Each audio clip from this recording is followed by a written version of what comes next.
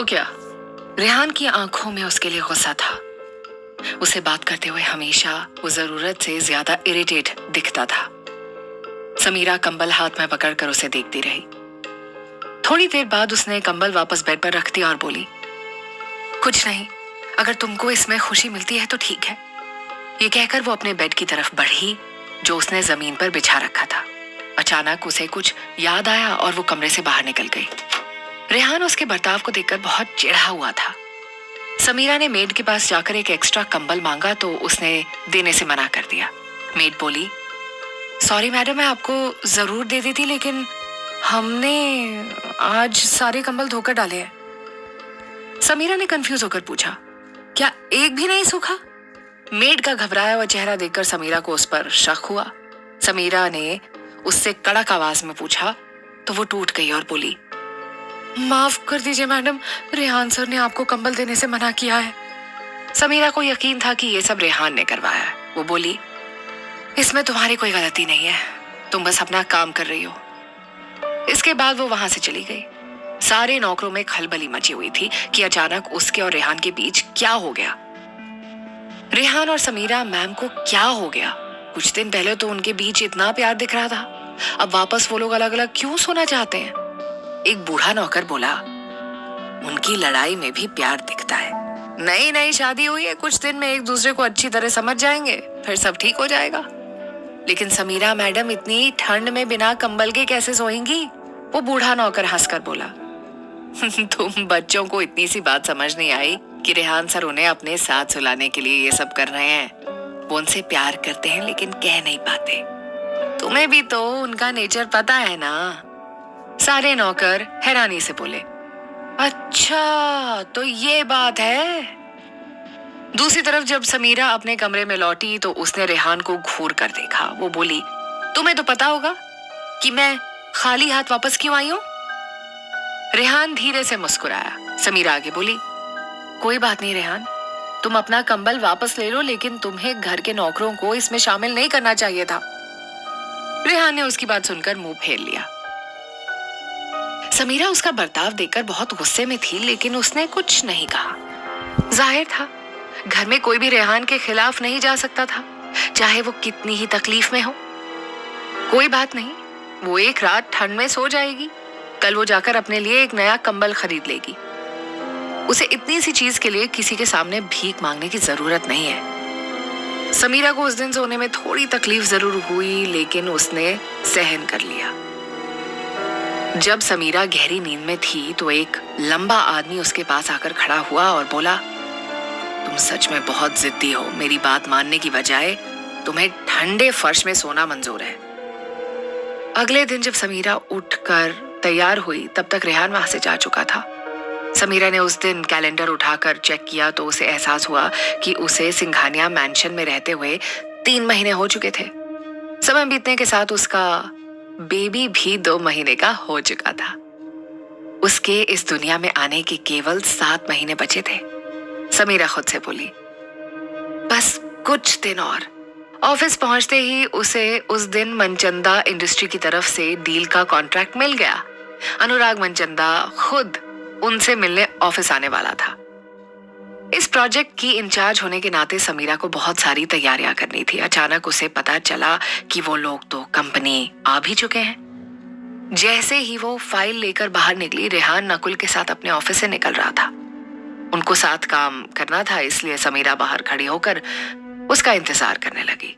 अचानक नकुल उसके पास आकर बोला, समीरा मैम, फाइल मुझे दे दीजिए। समीरा हैरानी से बोली, क्या? नकुल बोला, क्या आपने प्रोजेक्ट की सारी तैयारी कर ली? समीरा बोली, हाँ, मैं ये सारी डिटेल्स अनुराग मनचंदा को समझा दूंगी। नकुल बोला, उसकी कोई जरूरत नहीं है, आप ये मीटिंग अटेंड नहीं कर रही हैं। समीरा ये सुनकर दंग थी। उसने पूछा, मैं ये मीटिंग क्यों नहीं अटेंड कर सकती? आखिर क्यों? उसने इस प्रोजेक्ट के लिए दिन रात इतनी मेहनत की थी, ये जानते हुए भी रेहान उससे प्रोजेक्ट क्यों छीन रहा था? नकुल ने नजरें झुका ली और कोई जवाब नहीं दिया। रेहान ने चिढ़कर पूछा, तुम उनसे मिलने के लिए इतनी बेचैन क्यों हो? क्या तुम भूल गई कि कॉन्फ्रेंस रूम में सिर्फ तुम चाय कॉफी सर्व कर सकती हो? यही औकात है तुम्हारी। ये सुनते ही समीरा का चेहरा पीला पड़ गया। उसे याद आ रहा था कि असिस्टेंट बनते ही रेहान ने कैसे उसे सबके सामने बेइज्जत किया था। वो उसे एक नौकर से ज्यादा कुछ नहीं समझता था। रेहान बोला, अगर तुम भूल गई हो तो मैं तुम्हें याद दिला सकता हूं। अगर उसे अपना आत्मसम्मान प्यारा है तो वो इस मीटिंग में नहीं जाएगी, लेकिन उसने सारी तैयारी खुद की थी, तो मीटिंग अटेंड करना तो उसका हक बनता है। अगर इसके लिए उसे चाय कॉफी सर्व करनी पड़ेगी तो वो भी कर लेगी। आखिर उसे पता तो रहेगा कि वो लोग क्या बातें कर रहे हैं। क्या पता उन्हें उसकी जरूरत पड़ जाए। ये सोचकर समीरा ने रेहान की आंखों में देखा और बोली, ठीक है, मैं मीटिंग में कॉफी सर्व करने को तैयार हूं। रेहान को उसकी बात सुनकर गुस्सा आ गया। वो बोला, मीटिंग के बीच में बोलने की कोशिश भी मत करना, वरना मुझसे बुरा कोई नहीं होगा। समीरा रेहान के पीछे कॉन्फ्रेंस रूम में गई। वहां अभिजीत भी मौजूद था। वो समीरा को देखकर मुस्कुराया। भले ही समीरा का मूड खराब था, लेकिन जब उसने अभिजीत की तरफ देखा तो वो भी मुस्कुरा दी। रेहान उन दोनों को गौर से देख रहा था। उन दोनों को एक दूसरे को देखकर मुस्कुराते देख उसका गुस्सा 10 गुना बढ़ गया। अनुराग और लिली भी वहां पहुंच चुके थे। अभिजीत ने खुद उनका स्वागत किया। वो तीनों बैठे भी साथ थे। पिछले दिन की तरह ही अनुराग के चेहरे से पता नहीं चल रहा था कि उसके दिमाग में क्या चल रहा है। उसने एक नजर अपने सामने रखी फाइल पर डाली। इस पर उसने समीरा की तरफ देखा और मुस्कुराकर सिर हिलाया। समीरा भी उसे और लिली को देखकर मुस्कुराई। रेहान उन सबको देखकर जलन से पागल हुए जा रहा था। इसे सब लोग इतना पसंद क्यों करते हैं? वो कहीं भी जाए, किसी से भी मिले, सब लोग उसे देखकर मुस्कुराते रहते हैं। जरूर इसे कोई जादू आता है। सीट पर बैठते ही रेहान ने समीरा की तरफ देखा और बोला, कॉफी लाओ।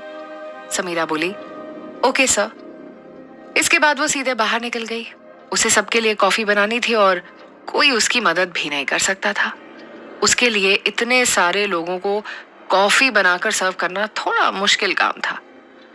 जब वो कॉफी की बड़ी सी ट्रे लेकर वापस आई, तब तक मीटिंग शुरू हो चुकी थी। कोई प्रेजेंटेशन दे रहा था, वो आवाज भी नहीं कर सकती थी। उसने धीरे धीरे सबके सामने कॉफी रखनी शुरू कर दी। अभिजीत ने देखा कि समीरा को अकेले इतनी बड़ी ट्रे संभालने में मुश्किल हो रही थी, तो वो उसकी मदद के लिए उसके साथ गया। समीरा उसकी इंसानियत देखकर बहुत खुश थी कि कोई तो उसकी तकलीफ समझता था। इसके बाद उसने अनुराग के सामने कॉफी रखी। अनुराग ने समीरा के हाथों को गौर से देखा।